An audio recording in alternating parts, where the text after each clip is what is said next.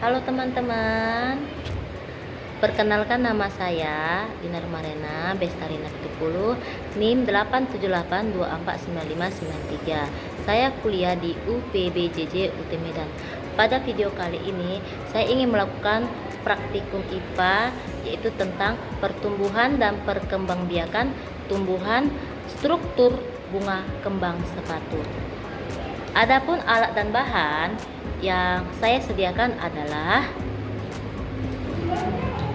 buku tulis beserta pulpen, pisau silet, kaca lup, pinset, dan bunga kembang sepatu. Amatilah bagian-bagian bunga dengan tanpa merusaknya. Perhatikan bagian kelopak, mahkota, benang sari, putik, dan dasar bunganya. Kemudian selanjutnya ada dasar bunga. Dasar bunga menjadi bagian bunga yang terletak di bagian ujung bawah.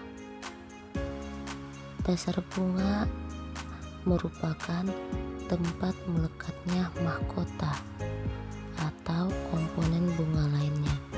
Dasar bunga juga menjadi pondasi. Kelopak bunga. Kelopak bunga terletak di lingkaran terluar.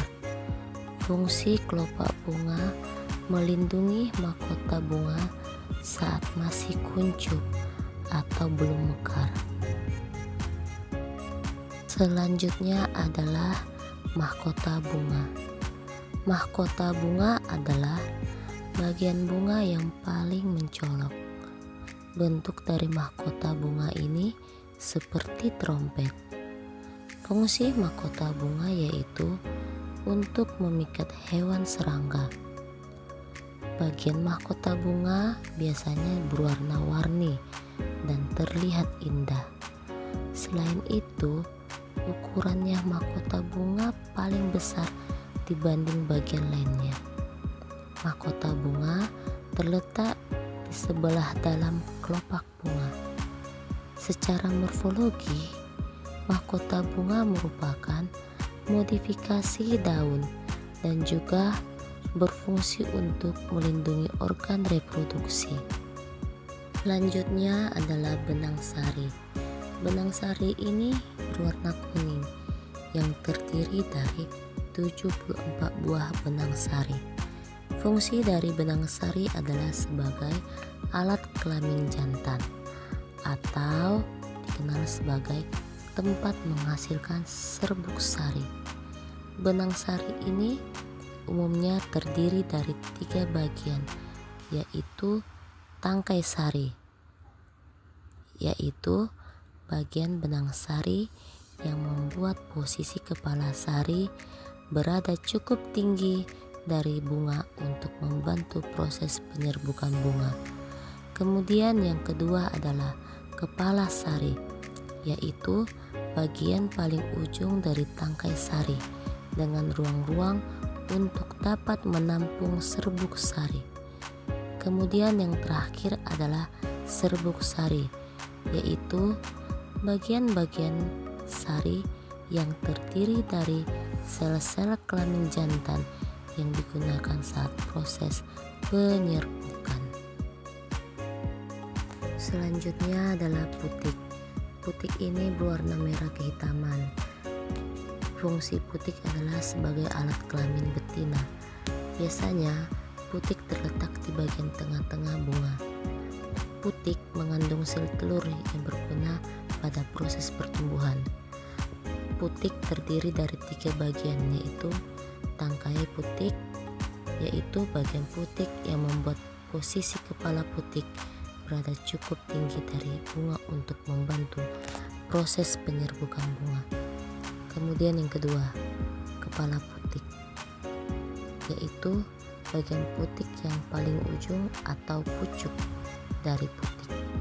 Kemudian yang ketiga adalah bakal buah atau ovarium, yaitu bagian putik yang mengandung sel telur dan terletak di dasar bunga. Caranya, Saya telah tangkai benang sari untuk melihat bagian ovarium.